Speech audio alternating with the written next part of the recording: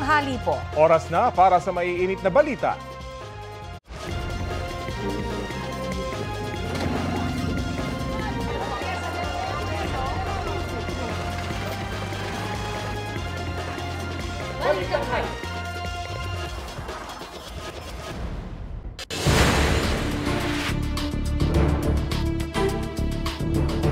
Mainit na balita. 5 beses nang naglandfall ang bagyong Verbena. Tinatahak ito ngayon ang direksyong Pasulusi matapos magdamag na tumawid sa Visayas. Ayon sa Pag-asa, unang naglandfall ang bagyong Verbena sa Bayabas, Surigao del Sur kahapon ng hapon. Sumunod sa Hagna, Bohol kagabi, kaninang alas 2 ng madaling araw nang tumama naman ang bagyo sa Talisay, Cebu. Mag-aalas 6 ng umaga sa Valle Hermoso, Negros Oriental at bago mag-alas 8 ng umaga sa San Lorenzo, Guimaras. Tropical depression pa rin ang bagyong Verbena na may lakas ng hangin na hanggang 55 kilometers per hour. Maraming bahagi ng Southern Luzon, Visayas at Mindanao ang nasa ilalim pa rin ng wind signals. Tumutok lang po dito sa Balitang Hali para sa ilalabas na 11 a.m. bulletin ng Pag-asa kaugnay sa bagyong Verbena. Naranasan ang hagupit ng bagyong Verbena sa ilang probinsya sa Visayas at Mindanao. Halos magdamag na inulan ang ilang lugar sa Bohol, kabilang po ang Tagbilaran. May kasama rin yan na malakas na hangin. Ganyan din po ang naranasang panahon sa Giwan, Eastern Samar. Nayugyog ang mga puno dahil sa pinagsamang hangin at ulan.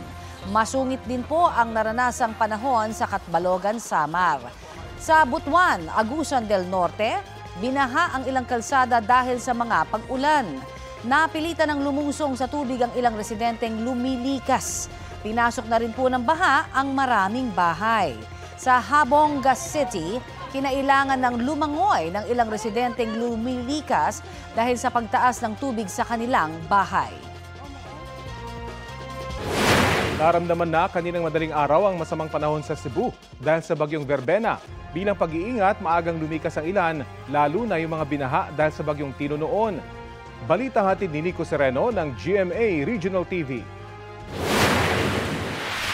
Kakaunti na lang na tao ang nadatnan namin sa barangay Kotkot, Liloan, Cebu kagabi. Naka-evacuate na kasi ang karamihan ng mga residente bilang pag-iingat sa bagyong Verbena. Ang lugar, isa sa mga matinding binaha noong kasagsagan ng bagyong Tino nang umapaw ang Kotkot River. Hanggang ngayon, maputik pa rin ang paligid. May mga nakatambak na basurang hindi pa nakokolekta. Di man, pero naan mo ko experience atong unang baha. Nga, nilihok sad sila. Mas malalipay sila nga na ay tragedy baha. Kay makahay mo man sila ga, isira kay wa may mga tao. Kay very good. Na-trauma na may atong baha. Pero ikaw, magpabili lang ka nga rin. Oo, bili lang ko. Ano man siya? Kay lisod magkaibiyaan akong balay. Pa may makuhan good. Kapay madaginot. Sa Danau City naman, aabot sa 500 pamilya rin ang inilikas kagabi dahil sa banta ni bagyong Verbena o aabot sa 2,000 individuals. 25 evacuation centers ang binuksan sa 15 apektadong barangay. Isa na rito ang Danau Central School na ipinagamit ang mga classrooms na nasa mataas na palapag. Nanggingon ni Director i-restayin sa OCD nga dili jud ka dapat mayon ready because when you say ready ana magsugod ang kumpiyansa. So all I can say is for the now is naninguhalan mi no, we're doing our best na safe lang atong mga kuan atong mga constituents. Kaninang madaling araw, naranasan ang pabugso-bugsong hangin dito sa ilang bahagi ng Northern Cebu at may panakanaka at minsan may kalakasan na pag-ulan. Nico Sereno ng GMA Regional TV, nagbabalita para sa GMA Integrated News. Halos 200 pasaherong papuntang Visayas at Mindanao ang stranded sa Manila North Port Terminal. Kabilang sa stranded ay yung mga may biyaheng pa Siargao, Ozamis, Butuan. Mga pasaherong pa Cebu, Tagbilaran, pati na ang mga pabacolod, Cagayan, Iloilo na ngayong tanghali dapat ang biyahe. Kaya ang mga pasahero kanya-kanya ng pwesto sa concourse habang naglatag na lamang ng karton ang iba pa para may mahigaan. May free charging stations din para magamit ng mga pasahero. Sa ngayon, wala pang katiyakan ng schedule ng biyahe ng mga stranded, depende sa lagay ng panahon.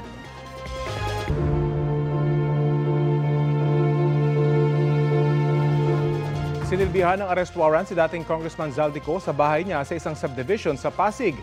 Nakita rin doon ng mga otoridad ang ilang vault, maleta at kahon. Balitang hatid ni Marisol Abduraman.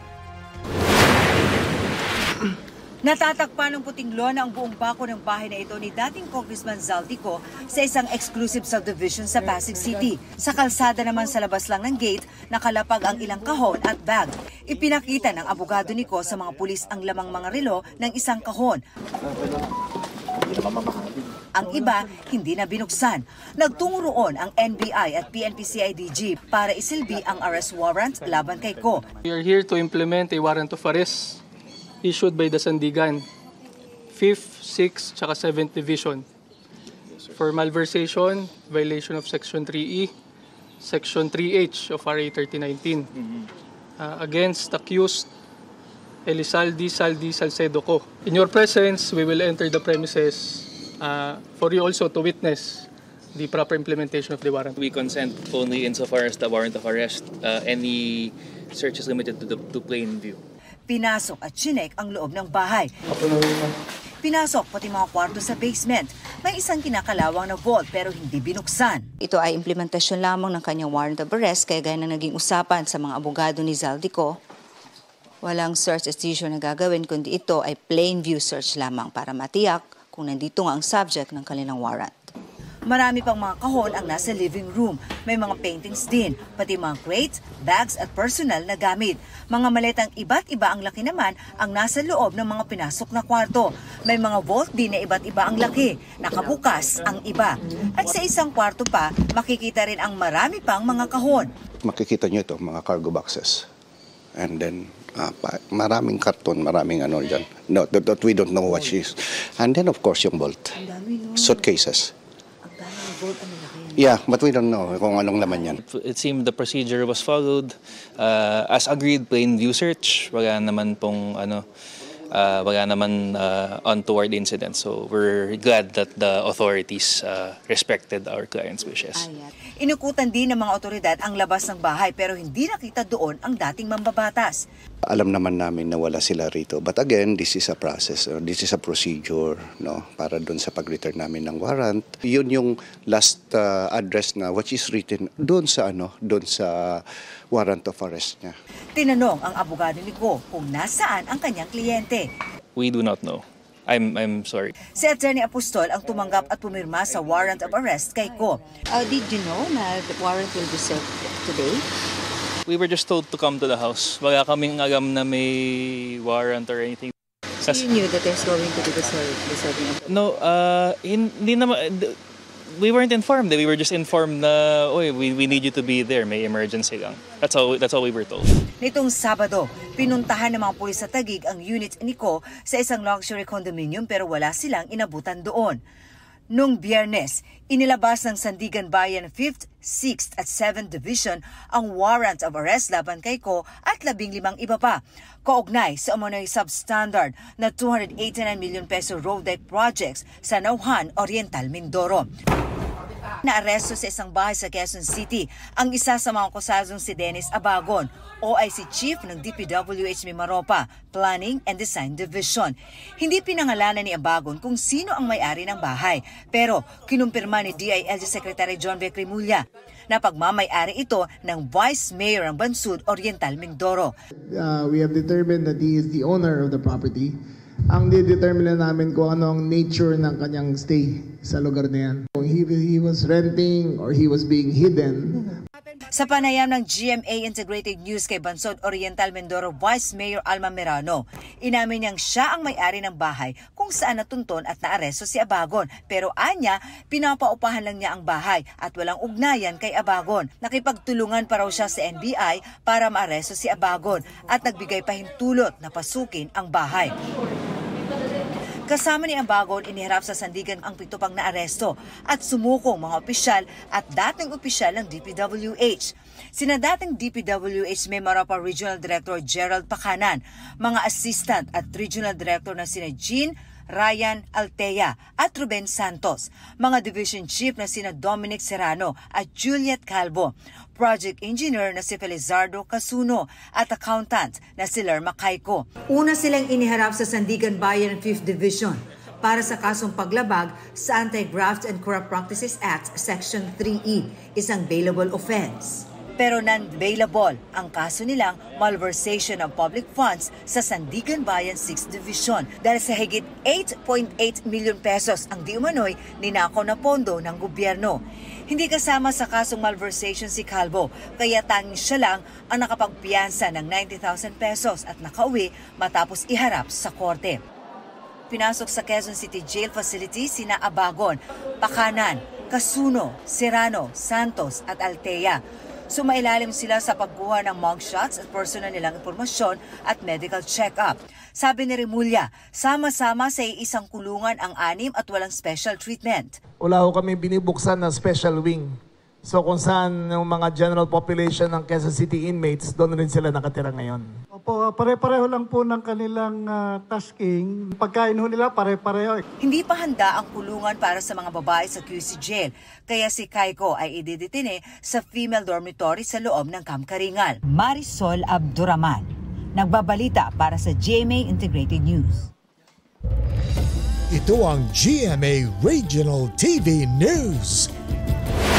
Mainit na balita mula sa Luzon, hatid ng GMA Regional TV. Dead on the spot ang isang lalaking nagbibisikleta sa Cabanatuan, Nueva Ecija matapos siyang barilin. Chris, natukoy ba yung gunman?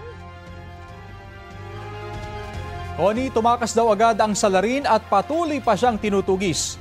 Base sa investigasyon, nagbibisikleta ang 52 anyos na biktima sa Maharlika Highway umaga nitong Sabado. Kwento ng ilang tricycle driver na malapit sa crime scene, nakarinig sila ng sunod-sunod na putok ng baril. Nakita na lang nilang nakabulagtana sa kalsada ang biker. Patuloy pa ang investigasyon. Patay din sa pamamaril ang isang guro sa bayan naman ng Talavera sa Nueva Ecija pa rin. Batay sa investigasyon, nakikipag-inuman ang 39 anyos na lalaking guro sa kanyang mga kapitbahay. Bigla na lang daw may dumating na 2 sospek at ilang beses pinaputukan ng biktima. Hawak ngayon ng Talavera Police ang isang lalaking itinuturo ng mga saksi na isa sa mga sospek. Sabi niya, sumuko siya sa pulisya para linisin ang kanyang pangalan. Pamilya raw ang turing niya sa biktima. Tinutugis pa ang isa pang salarin. Sugatan naman ng isang rider matapos na bumangga sa kolong-kolong sa Kawayan, Isabela. Sa kuha ng CCTV, kita ang kolong-kolong na nauuna sa motorsiklo. Biglang pumihit pakanan ang kolong-kolong kaya bumangga roon ang motorsiklo. Sumemplang ang rider. Ayon sa driver ng kolong-kolong, hindi niya napansin ang motorsiklo. Dinala sa ospital ang rider dahil sa mga tinamong sugat sa katawan. Kumakala pa ng ibang impormasyon ng pulisya, pero inaasahan daw nilang magkakaareglo ang dalawang panig.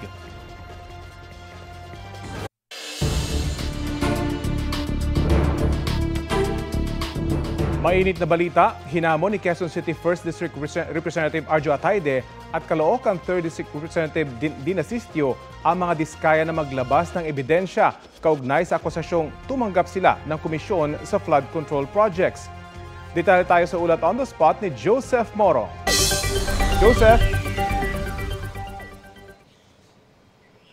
Rafi, kasabay niya na kapwa itinanggi ng 2 kongresista na humarap ngayon sa Independent Commission for Infrastructure o ICI yung mga paratang akusasyon na nakinabang sila sa mga flood control project. Magkasunod na dumating dito sa ICI sina Quezon City 1st District Congressman Arjo Atayde at Caloocan 3rd District Congressman Dina Sistio. Ipinatawag sila ng ICI na nagsasagawa ng investigasyon sa mga maanumalyang flood control project sa bansa. Kapwa idinawit ang dalawa ng mag-asawang Pacifico Curly at Sara Diskaya na umano'y binibigyan nila ng 10 hanggang 25% na komisyon mula sa mga flood control project. Sabi ng mga Diskaya, ang ama ni Atayde na si Arturo ang tumatanggap ng mga komisyon para sa anak, bagay na itinanggi naman ng kongresista. Pareho nilang hinamon ang mga Diskaya na maglabas ng mga ebidensya tungkol sa kanilang akusasyon na hanggang ngayon daw ay hindi pa lumalabas mula ng pangalanan sila noong September 8. Narito ang magkasunod na pahayag ng Congressman Atayde at Sistio. Yes po. Again, it's all hearsay po, sir. Kasi until now, as I said, baka mas mabuti po, bago po magturo, bigay po muna sa akin yung ebidensya laban sa akin. Because up to this point, since September 8, they haven't even given out anything against me or my father. You know, and my father is also willing to go through the investigation. Wala po kami tinatago, hindi ako magtatago, hindi ako iiwas, hindi ako lilipad ng ibang bansa. I am here to thoroughly go through the investigation to fight for my innocence po. And naglabas na po ako ng official statement nung araw pa lang, nung September 8 na binanggit nila ito sa Senate Committee. Pero ba't ikaw dadawit? I mean, of all the congressmen? Patunayan mo nila. Rafi, silang dalawa yung nakaschedule ngayong araw at dapat ay ila-live stream na ng ICI ang kanilang mga pagdinig tulad ng kanilang anunsyo, pero binigyan nila ng option yung dalawa kung gusto nila mag-executive session na kinuha naman ng dalawang kongresista, kaya hindi natin nasaksihan yung kanilang pagharap sa ICI ngayong umaga. Rafi. Maraming salamat, Joseph Morong. Tiniyak ni Pangulong Bongbong Marcos na walang samaan ng loob sa pagitan nila ni dating Executive Secretary Lucas Bersamin. Nag-usap na kami and we understand each other and we decided to keep it between ourselves. There's no bad blood, there is no acrimonious feeling. Yan ang sagot ng Pangulo nang tanungin kasunod ng pagbibitiw sa pwesto ni Bersamin. November 17 nang i-anunsyo ng Malacanang ang pagbibitiw sa pwesto ng ilang miyembro ng gabinete, kabilang ang Executive Secretary. Kalaunay, sinabi ni Bersamin na hindi siya nag-resign kundi pinagbitiw siya sa pwesto. 6 na barangay po ang binaha sa Iloilo City dahil sa pag-ulang dulot ng bagyong Verbena. Sa Bacolod City naman, bahana sa ilang kalsada at barangay. May ulat on the spot si Eileen Pedreso ng GMA Regional TV. Eileen? Connie, naranasan ang pag-ulan at malakas na hangin mula kaninang madaling araw hanggang ngayong umaga, kaya ilang kalsada at barangay sa Bacolod City ang binaha. Nagsagawa na ng rescue operations simula pa kaninang madaling araw kasunod ng pagtaas ng tubig baha sa flood-prone barangays. Karamihan sa mga inilikas ay mula sa Barangay Bata, Barangay Mansilingan, Barangay 39 at Barangay 40. Nagsagawa na rin ng preemptive evacuation sa ilang bahagi ng probinsya ng Negros Occidental, gaya na lang sa bayan ng Hinigaran kung saan pansamantalang tumuloy muna sa simbahan ang mga residente. Nakatira sa flood-prone area sa bayan ng Moises Padilla, inilikas na rin ng MDRRMO. Umabot sa gutter ang taas ng tubig baha sa ilang kalsada sa Iloilo City, kaya hinay-hinay lang sa pagdaan ng mga motorista. May ilang pasahero ring natagalan sa pagbabantay ng masasakyang jeepney papunta sa trabaho dahil ilan lang ang bumiyahe ngayong masama ang panahon. Unti-unti ring tumaas ang level ng tubig sa mga ilog at creek sa lungsod, kaya mahigpit itong minomonitor ng Iloilo CDRRMO. Sa tala ng LGU, 6 na barangay ang binaha. Connie, base sa huling tala ng Bacolod CDRRMO ay mahigit 90 na pamilya ang inilikas. Nagpapatuloy rin ang clearing operation lalo na sa mga kalsada na binaha dahil na rin sa taas ng level ng tubig. Connie? Maraming salamat, Eileen Pedreso ng GMA Regional TV. Sa iba pang balita, arestado ang isang lalaki matapos mahulihan ng mahigit 30,000 pisong halaga ng illegal na droga sa Quezon City. Ang lalaki, suspect din sa pagnanakaw sa isang bahay. Ang reaksyon niya sa mga akusasyon, alamin sa balitang hatid ni James Agustin. Naaresto sa ikinasang drug bypass operation ng pulisyang 26 anyos sa lalaking construction worker sa barangay North Fairview, Quezon City. Ang suspect nahulihan ng 5 gramo ng shabu na nagkakahalaga ng 34,000 pesos. Nagkaroon kasi kami ng information na nagkakaroon ng bentahan ng drugs dito sa certain areas sa North Fairview. Kadalasan yung ang kanyang mga parokyano yung gising sa umaga, yung nagbabiyahe. Sa investigasyon ng Fairview Police Station, hindi lang pala sangkot sa iligal na droga ang sospek. Siya rin na nakunan sa CCTV na nagnakaw sa isang bahay sa barangay Greater Fairview noong November 3. Makikita ang sospek na dumaan sa bubong ng katabing bahay. Kinabukasan na napansin na may-ari na nalooban ng kanyang kwarto. Finding out na medyo bakit yung Yung terrace niya, bukas yung veranda. Nagtaka siya, umakyat siya. Pag-akyat niya, lalo siya nagduda dahil hindi nakasusi, nakalak sa loob. So, may pinakit sa tao para mabuksan yung pinto sa kwarto niya sa kabilang side na kung saan nangyari yung incident. Natangay ang ilang mamahaling relo at alahas at 100,000 pesos na cash. Sa kabuuan, nagkakahalaga ng halos 2 milyong piso ang ninakaw. Pagpasok doon sa second floor, dumaan siya doon sa exhaust fan ng CR. Pumasok siya doon. Dati nang nakulong ang suspect dahil sa mga kasong may kinalaman sa illegal na droga at pagsusugal. Itinanggi niya ang aligasyon kaugnay sa pagtulak ng droga. Hindi pa ako nagbebenta, nadamay lang. Inom ko ba droga sa'yo? Wala naman po. Tinanong din namin siya kaugnay sa kasong pagnanakaw. Nagnakaw ng relo, hindi po ako yan. Napagbintangan lang ho. Hindi po ako yan. Sinampahan ang suspect ng mga reklamong robbery at paglabag sa Comprehensive Dangerous Drugs Act. James Agustin nagbabalita para sa GMA Integrated News.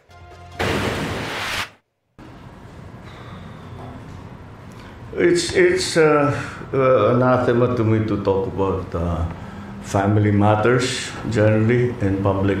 For a while now, we've been very worried about my sister. The reason that is because the lady that you see talking on TV is not my sister. I hope she feels better soon. Pahayag yan ni Pangulong Bongbong Marcos nang tanungin tungkol sa pahayag ng kanyang kapatid na si Senadora Amy Marcos sa rally ng Iglesia ni Cristo noong isang linggo. Hindi na nabigyan pa ng pagkakataon ng media na malinaw kung ano ang ibig sabihin ng Pangulo sa pahayag na yan. Sinabi rin niyang magkaiba na sila ng ginagalawang mundo, politikal man o personal. Sumagot naman sa social media si Senadora Amy sa pahayag ng kapatid. Anya, totoong siya yon at kung ano-ano na daw ang nakikita ng kanyang kapatid. Patunayan daw ng Pangulo na mali ang kanyang sinabi at gusto raw niyang maging mali. Ito ang GMA Regional TV News. Mainit na balita sa Visayas at Mindanao, hatid ng GMA Regional TV. Nalunod ang isang heavy equipment operator sa Hinigaran Negros Occidental. Sara, ano daw nangyari? Rafi, lumubog sa ilog ang ino-operate niyang excavator. Hulikam ang pangyayaring yan habang nagki-clearing operation ng excavator sa tabing ilog.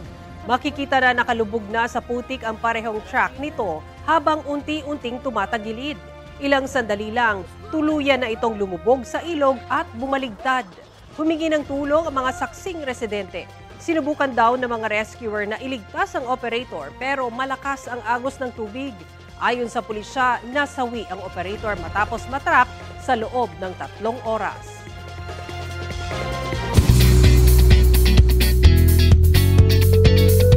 What a beautiful Tuesday mga mare at pare! Over the moon si Miss Grand International 2025 Emma Mary Tiglao sa overwhelming support and love ng Pinoy fans after ng her historic win niya sa Miss Grand International pageant.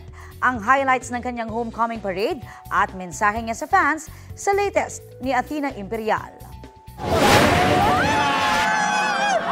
Mainit na sinalubong ng Pinoy fans at pageant enthusiasts si Miss Grand International 2025 Emma Mary Tiglao sa parade nito sa Makati City. Ang kanyang float may disenyo ng Miss Grand International crown at hitik sa mga bulaklak na kahel na kulay ng kanyang show-stopping evening gown.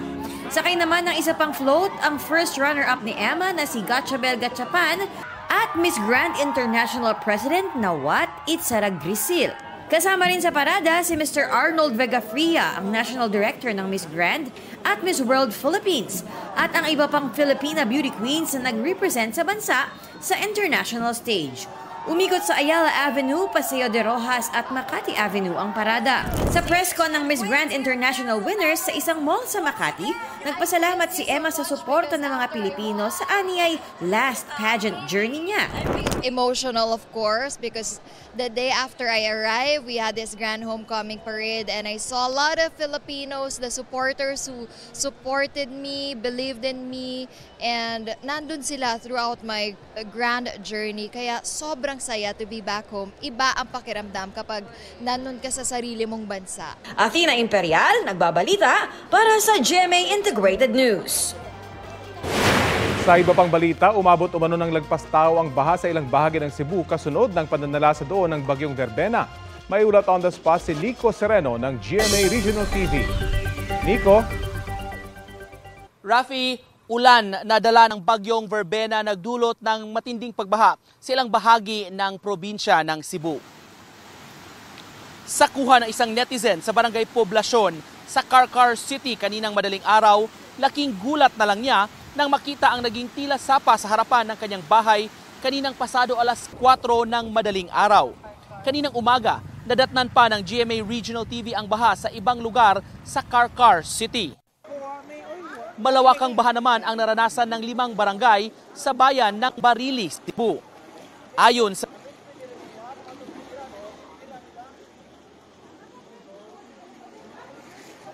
nagsimula alas 12 ng madaling araw. Ito'y matapos umapaw ang sapa sa kanilang lugar. Nagdulot naman ng baha sa National Highway sa San Fernando, Cebu ang walang tigil na ulan. Dahil major highway, makikita ang mga motorista na pilit na sinuong ang baha. Samantala puspusa naman ang monitoring ng mga LGU sa mga lugar na nakaranas ng grabeng pagbaha. Magdamagan naman ang monitoring ng mga opisyal sa Talisay City sa level ng Mananga River na umapaw sa kasagsagan ng bagyong Tino. Samantala, Rafi, dito sa ating kinalalagyan sa Danau City, Cebu, mabuti na ang panahon ngayong araw. Rafi, maaliwalas na, pero medyo may pagmakulimlim pa rin ang panahon. Patuloy na nakomonitor ang mga disaster personnel at LGU personnel sa kung ano pa ang maaring maging epekto ng bagyong Verbena dito sa probinsya. Rafi? Maraming salamat, Nico Sereno ng GMA Regional TV.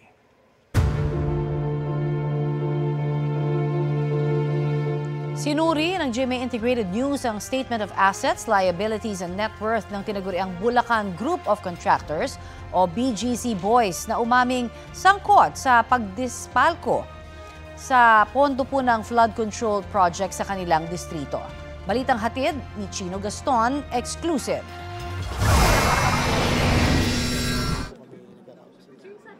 Dating District Engineer Henry Alcantara, dating Assistant District Engineer Bryce Hernandez at dating Assistant Engineer JP Mendoza. Ilan lang sila sa binansagang BGC Boys o Bulacan Group of Contractors, mga opisyal ng Bulacan 1st Engineering District na umaming sangkot sa pangdidispalko ng bilyong-bilyong pisong halaga ng pondo para sa flood control projects. Naungkat sa mga pagdinig ng Senado at Kamara ang kanilang mga pagkakasino kung saan bilyong piso ang kanilang naipatalo, pati na ang mararangyang kotse ng ilan sa kanila. Nakuha ng GMA Integrated News Research ang ilan sa kanilang mga statements of assets, liabilities and net worth. Si Alcantara na 1994 pa pumasok sa DPWH, taong 2019 nang maging OIC District Engineer ng Bulacan 1st District. Sa kanyang SALN noong taon na yon, ang idineklara niyang net worth nasa mahigit 6.4 million pesos lamang. Ang kanyang assets nasa mahigit 6.7 million pesos. Pero kapansin-pansin na wala siyang idineklarang mga pag-aaring lupa o bahay. May 2 sasakyan lamang na nakasaad.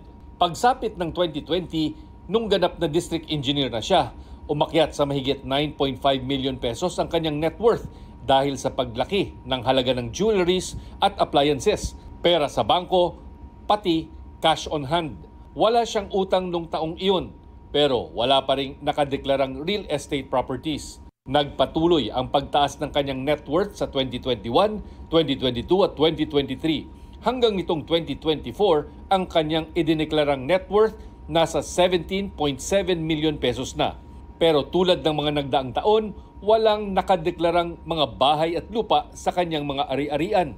Wala rin siyang inilistang liabilities. Si Hernandez naman ang unang bumiyok sa mga BGC Boys at nagsabing nakinabang ang ilang senador sa mga kickback sa mga flood control project.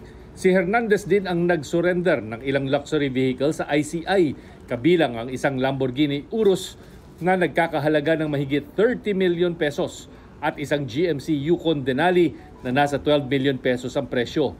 Noong 2019, nasa halos 8.2 million pesos ang idineklarang net worth ni Hernandez. Kabilang sa kanyang assets ang dalawang lupaing halos 1.9 million pesos ang halaga at mga kotseng nasa 2.8 million pesos. Bagamat hindi nakadetalye kung ano-ano ang mga ito.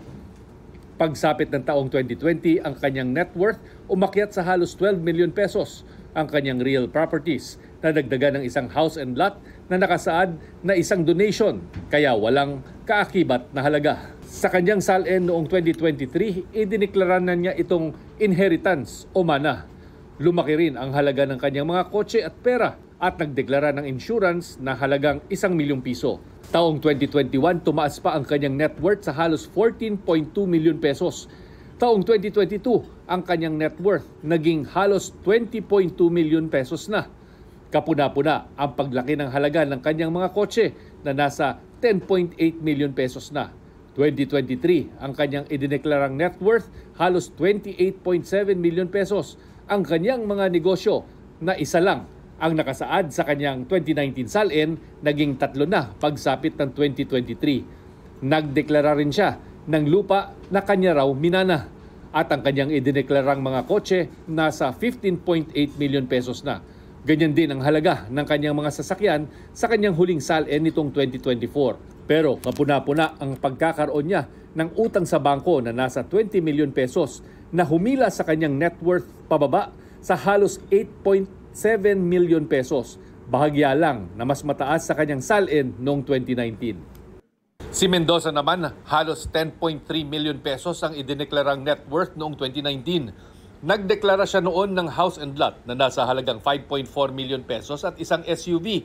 Hindi nagbago ang kanyang net worth noong 2020 at bahagya lang tumaas sa mahigit 11.1 milyon noong 2021. Pero kapansin-pansin naman ang biglang pagtalon ng kanyang net worth sa halos 20.2 milyon noong 2022. Nadagdag sa kanyang mga assets noon ang isa pang lupain na kanya raw minana at pagtaas ng halaga ng kanyang mga sasakyan sa 9 milyon pesos. 2023, lalo pang lumago ang kanyang net worth sa mahigit 32.3 milyon pesos. Nadagdagan muli ang kanyang assets ng lupain na kanya raw minana na nagkakahalaga ng 12 milyon pesos at nitong 2024 ang kanyang huling idineklarang net worth nasa mahigit 33.6 milyon pesos na. Kasama rin sa pinangalanan ni Senador Panfilo Lacson na miyembro ng BGC Boys si Engineer RJ Dumasig. Sa kanyang salin noong 2022, ang dineklara niyang net worth nasa halos 11.6 milyon pesos. Umakyat ito sa mahigit 12.2 milyon pesos noong 2023 at tumalon sa halos 16.2 milyon pesos noong 2024 dahil sa lupang kanya raw minana na nagkakahalaga ng 5 milyong piso. Chino Gaston nagbabalita para sa GMA Integrated News.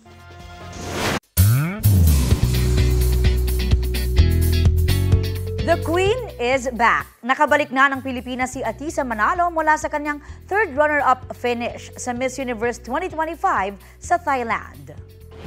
Mainit na sinalubong ng fans si Atisa kahit inabot na ng madaling araw sa paghihintay. Kasama sa mga nag-abang si Miss Universe Philippines National Director at Miss Universe 2013 third runner-up Ariela Arida. #manika pa rin si Atisa, suot ang isang Filipiniana dress. Thankful siya sa lahat ng sumuporta sa kanyang Miss Universe journey. And salamat sa support, sa pagmamahal, sa tiwala, sa lahat. Kahit hindi na ako nasa pageant, continue pa rin yung support niyo sa akin. Nagkomento na rin si Atisa sa sentiment ng ilang netizens tungkol sa resulta ng pageant. Whatever the result is, we have to accept it. That's what the organization announced out there. So.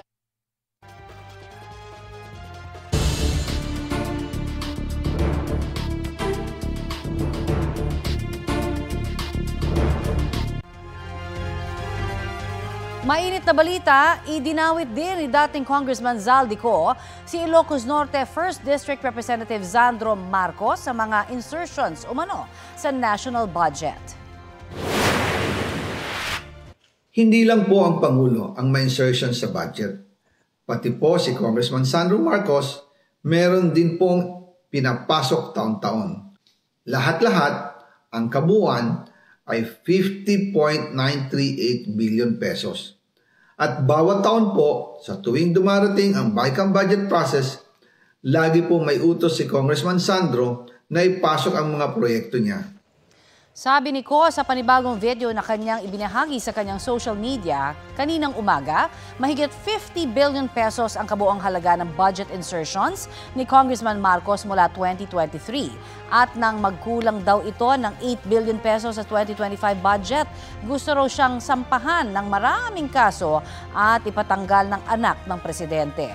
Nakapag-advance na raw kasi si Congressman Marcos sa mga kontratista pero dahil kulang ang insertion ay kailangan niya itong isauli. Muli ring iginiit ni Ko na hindi po pwedeng sabihin ni Pangulong Marcos na wala siyang alam sa budget insertions dahil mismo raw siya ang nag-uutos dito. Nagkita raw sila noong March 2025 sa isang meeting na inayos ni Justice Undersecretary Jojo Cadiz. Sa halip na itanggi o linawin niya ang tungkol sa 100 billion insertion, pinagsabihan niya kami ni dating Speaker Romualdez at sa akin mismo, diretsahan niyang sinabi, "Huwag mo akong pigilan sa mga insertions ko. Huwag ka nang makialam sa budget." Dahil sa mga binitawang salita sa akin ni BBM, naging malinaw sa akin na siya mismo ang nag-utos kila Secretary Mina Pangandaman at Yusek Adrian Bersamin na ipasok ang 100 billion pesos worth of projects. Bukod pa raw sa naunang 100 billion pesos na halaga ng mga proyektong isinama sa 2025 National Expenditure Program, gusto pa raw ni Pangulong Marcos na dagdagan ito ng 50 billion pesos, batay sa pag-uusap nila ni Yusek Cadiz. Susubukan namin kuna ng pahayag ang Malacanang, si Congressman Marcos at Yusek Cadiz kaugnay nito. Sa inilabas na video ni Zaldico kahapon, pininindigan niya na siya mismo ang nag-deliver ng bilyong-bilyong piso kina Pangulong Bongbong Marcos at kay dating House Speaker Martin Romualdez.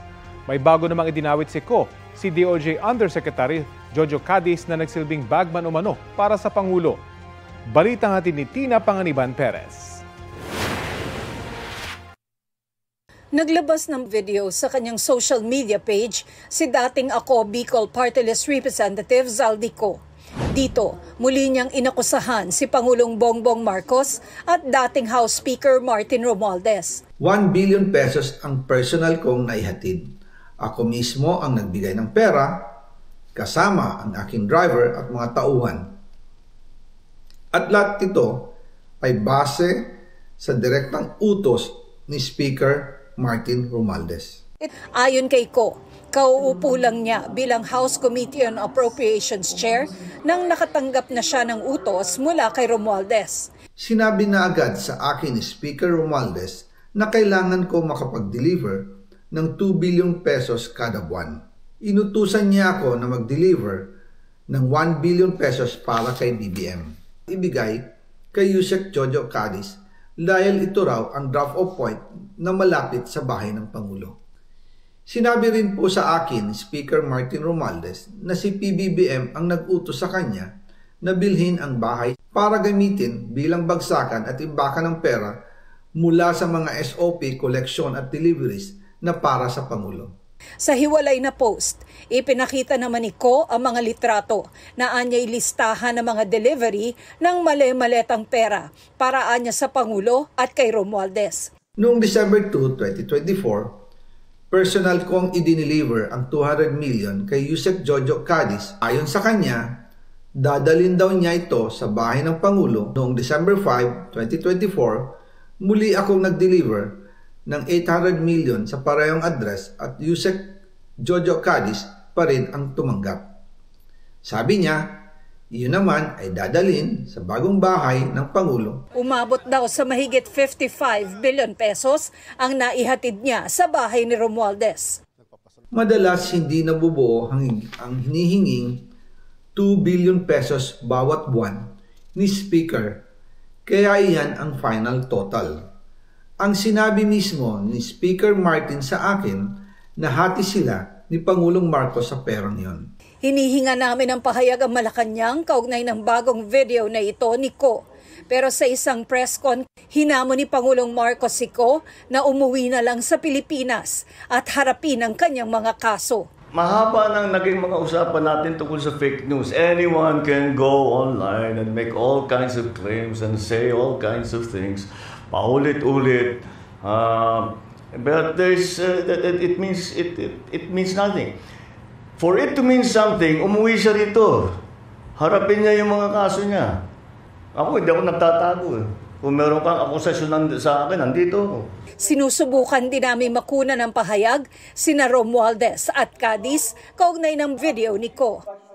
Sina Navotas City Representative Toby Tiangco, naniniwalang walang kinalaman sa isyu sa budget ang Pangulo. Nasaksihan daw niya kung paano sitahin ni Pangulong Marcos si Romualdez dahil umano sa pagkuha ng pondo.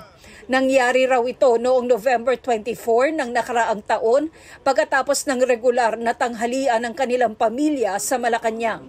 Magpipinsan ang Pangulo, si Romualdez at asawa ni Tiangco. Niya pinagalitan si former Speaker Martin Romualdez. No? At sinabi na kayo ni Saldico, sobra na kayo, kinukuha nyo lahat ng pondo at wala akong nagagawang flagship project. Isa pa lang na sinabi niya in front of me is, kayo ni Saldi, ang dami yung kinukuha, grabe yung corruption sa House, at alam mo, Martin, wala akong natatanggap dyan. Sabi ni Tiangco na pag-alaman niya kalaunan na nagalit ang Pangulo dahil nagsumbong daw ang Japan International Cooperation Agency o JICA sa Pangulo na ang counterpart na pondo ng Pilipinas para sa mga proyektong pinapondohan ng JICA ay tinanggal sa pambansang budget. Ang nangyayari nung nangako si former Speaker Martin Romualdez na kung ano man yung tinanggal na mga flagship projects ay ibabalik sa BICAM. Nung lumabas yung BICAM, nung lumabas yung GAA noong January, wala yung mga projects na yun.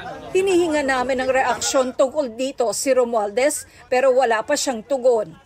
Noong isang linggo, inirekomenda ng Independent Commission for Infrastructure o ICI at ng Department of Public Works and Highways o DPWH na kasuhan ng plunder, graft at direct bribery sina Romualdez, Ko at iba pa.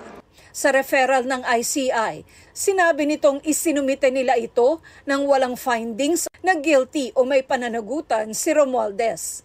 Bagay na binigyang diin ng kampo ni Romualdez. This clear statement reinforces our confidence in the Commission's impartiality and affirms the constitutional role of the Ombudsman as the sole authority empowered to make determination on accountability. Dati nang itinanggi ni Romualdez na kumita siya mula sa flood control projects. Isinumite naman ng PNP-CIDG sa ICI ang halos 100 kahon ng ebidensya at dokumento galing sa kanilang investigasyon sa 28 flood control projects mula sa Region 1 hanggang Region 9. Once po talagang determined as ghost projects, we will refer the matter like what we do in the previous ones. Tina Panganiban Perez, nagbabalita para sa GMA Integrated News. Sinusubukan pa rin ng GMA Integrated News na kuna ng pahayag si DOJ Undersecretary Jojo Cadiz kaugnay sa aligasyon ni Ko. Ayon kay DOJ spokesperson Attorney Polo Martinez, tuloy pa rin sa kanyang trabaho sa kagawaran si Cadiz.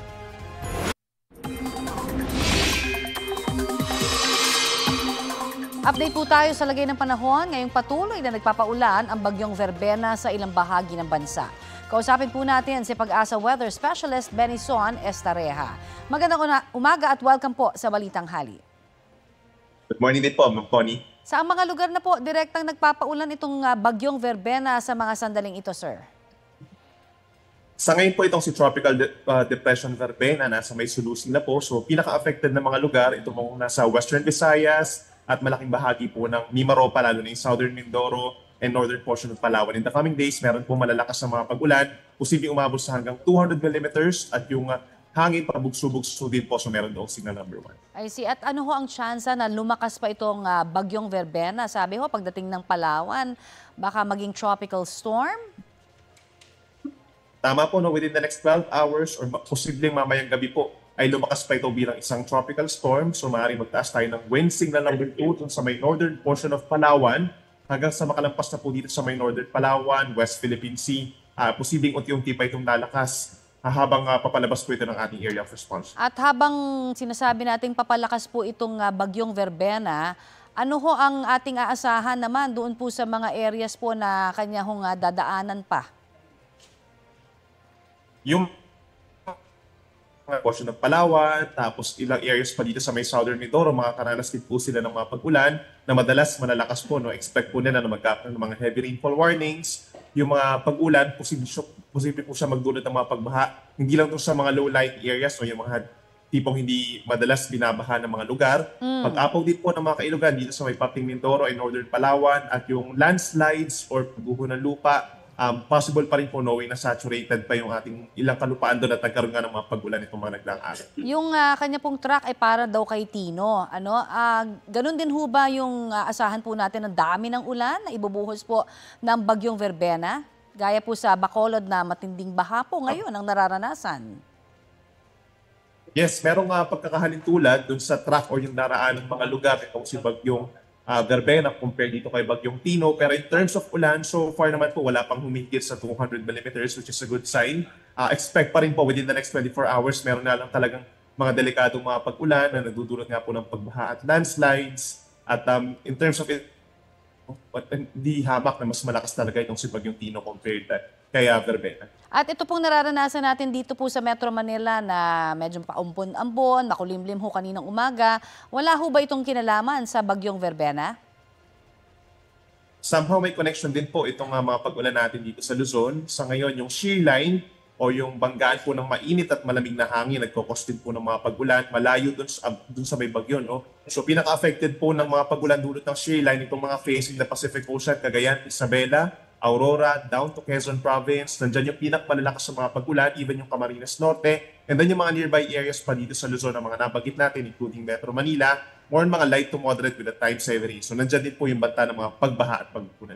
Alright, marami pong salamat sa inyo pong update na yan sa amin.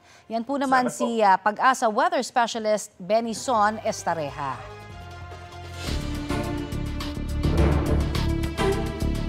Mainit na balita, nagkarambola ang ilang sasakyan kabilang ang dalawang truck sa Sumulong Highway sa Antipolo, Rizal.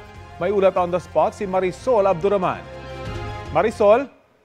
Rafi, isa nga ang kumpirmadong patay, 5 naman ang sugatan sa aksidente dito yan sa Sumulong Highway sa Antipolo, Rizal. Nangyari raw ito bago mag-alas 7 kaninang umaga. Ayon sa investigador ng Antipolo Police na si Patrolman Raymar Palavino, 5 sasakyan na sangkot dito, Rafi, 2 dump truck, merong 3 motorsiklo at 2 namang 4-wheel na sasakyan na ang isa nga parang lata. Actually, Rafi, nakita natin na parang latag itong nayupi kanina. Pati nga mga dump truck ay totally wrecked din sa harapan. Sa investigasyon ng pulis, pababa sa Sumulong Highway ang isang dump truck nang sunod-sunod daw itong bumusina, signaling na merong ang emergency. Nawala na pala ito ng preno. Nang makuha raw ng isa pang dump truck na nasa kanyang unahan, ang mensahe na yun na tila merong ang emergency sa pamamagitan nga ng sunod-sunod na busina, ay prumeno raw ang truck na nasa harapan para sana mapigilan ang truck na nawala ng preno. Pero dahil daw hindi kinaya, dahil yung nawala ng preno na truck, Rafi, ay may mga kargang buhangin, dumaos-dos sila parehas. Kaya yung truck, Rafi, na nasa harapan ay bumangga sa poste, gumawing kaliwa, at nasalpok nito, Rafi, ang 2 motorsiklo at 2 sasakyan. Habang ang isa namang truck na may kargang buhangin, yung nawalan di umano ng preno, ay sumalpok naman doon sa isang rider. Na sinasabi na siya raw ang namatay at kumpirmadong patay ngayon ay dineklarang dead on arrival sa ospital. Samantala, sinugod naman. Alam mo, Rafi, sa tindi ng impact ng pagkakabara doon sa poste ay umangat ito. At as of this time, Rafi, ay tuluyan nang tinanggal doon itong poste ng traffic light dahil delikado na rin ang kanyang integrity dahil nga doon sa pagkakabangga. Matinding traffic, Rafi, ang nararanasan natin dito sa area dahil hanggang ngayon, nasa kalsada pa rin itong dump truck na may kargang mga buhangin. Rafi. Maraming salamat, Marisol Abduraman.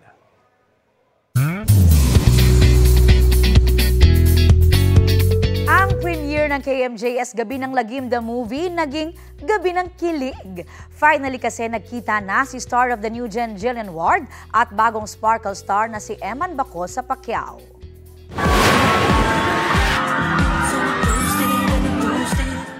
Yan ang meet and greet ni na Emma at Jillian for the first time. Kita naman na all smile si Emma na na-meet ang showbiz crush. Nagkaroon pa sila ng photo opportunity together.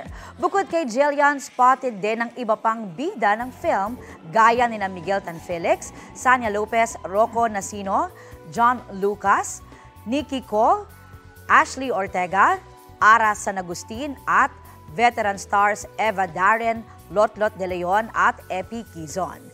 Present din ang kapuso multi-awarded journalist na si Jessica Soho. Full support din sa premiere sina Dingdong Dantes, Barbie Forteza, Isabel Ortega, Jack Roberto, National Artist for Film and Broadcast Arts Ricky Lee, GMA Network Senior Vice President at GMA Pictures President Attorney Annette Gozon Valdez, GMA Pictures Executive Vice President Nessa Valdelion, at Sparkle First Vice President Joy Marcelo. Mga kapuso, bukas na mapapanood sa mga sinihan ang KMJS Gabi ng Lagim, the movie. Gabi ng lambing. Gabi ng lambing. Ito po ang Balitang Hali. Bahagi kami ng mas malaking misyon. 30 araw na lang. Pasko na. Ako po, si Connie Season. Rafi Tima po. Kasama niyo rin po ako, Aubrey Carampel. Para sa mas malawak na paglilingkod sa bayan. Mula sa GMA Integrated News, ang News Authority ng Filipino.